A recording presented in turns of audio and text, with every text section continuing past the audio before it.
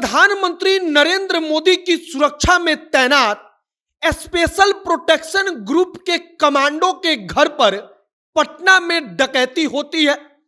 बताया जाता है कि 15 से 17 डकैत जिनकी उम्र 25 से 30 वर्ष के बीच में होती है, वो उस कमांडो के घर में घुसकर आधी रात को घंटा भर तक परिवार के सदस्यों के गले से चेन खींचते हैं, पूरे घर में घूम घूम कर जेवरात बटोरते हैं और सारा कुछ इकट्ठा करके चले जाते हैं।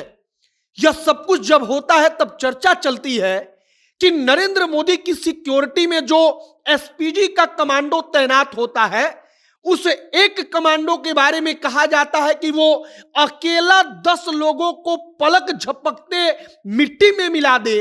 उस कमांडो के पास इतनी अधिक ट्रेनिंग होती है और वह आदमी जो देश के प्रधानमंत्री को सिक्योरिटी दे रहा है, उसके घर पर आधी रात को उसके पूरे परिवार को बंधक बनाकर चोरी नहीं डकैती होती है, खुलेआम किया जाता है।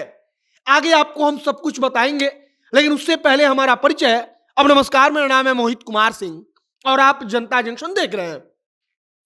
प्रधानमंत्री की सिक्योरिटी में जब कोई भी आदमी रहता है, एसपीजी का वो जवान होता है, स्पेशल प्रोटेक्शन ग्रुप का, जो देश के प्रधानमंत्री को सुरक्षा देता है, तो उसके बारे में कहा जाता है कि वो जो एक जवान होता है, वो एक जवान पलक झपकते 10 लोगों को जमीन पर लिटा सकता है, उसके पास इतनी क्षमता होती है। अब आइए कि हुआ क्या है बिहार में।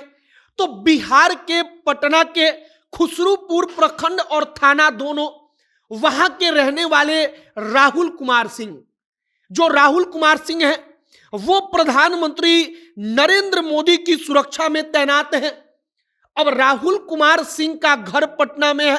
वहां पर होता क्या है, तो बताया जाता है कि 15 से 17 की संख्या में 25 से 30 साल की उम्र के बीच लगभग इतने लोग आते हैं, 15-17 लोग। उनके हाथों में हथियार रहता है, वो परिवार वालों के माथे पर लगा देते हैं और कहते हैं कि मुंह से एक आवाज निकला तो यहीं जमीन पर गिरा देंगे। परिवार के लोग डर के मारे चुप हो जाते हैं।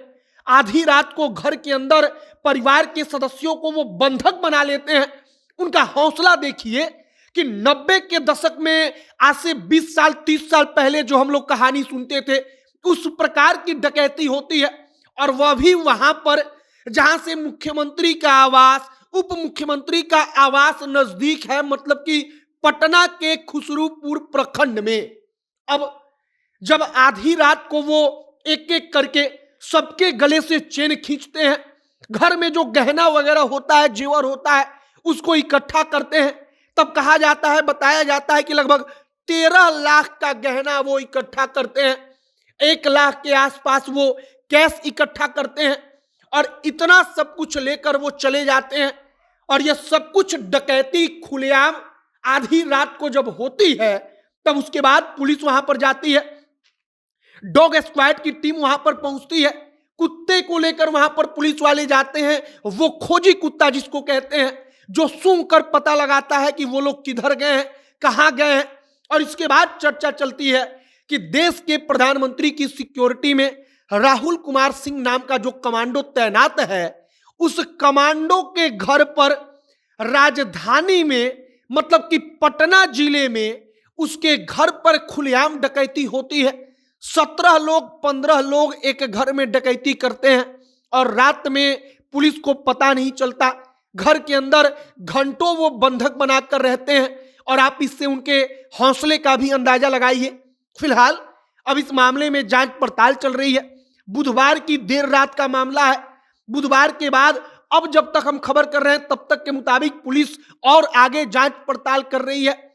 लेकिन सवाल सीधे तौर पर उठता है कानून व्यवस्था को लेकर, क्योंकि अगर पटना जिले में, जहां पर डीजीपी से लेकर के मुख्यमंत्री आवास, उप मुख्यमंत्री आवास, तमाम मुख्यमंत्रियों का घर नजदीक है, जहां पर पूरे बिहार में सबसे जल्दी डीजीपी पहुंच सकते हैं, वहां पर अगर इस प्रकार की डकैती हो रही है, वहां पर अगर इस प्रकार का काम हो रहा है, तो फिर बाकी जगहों पर बदमाशों का हौसला कितना बढ़ेगा, आप इसका अंदाजा लगाइए।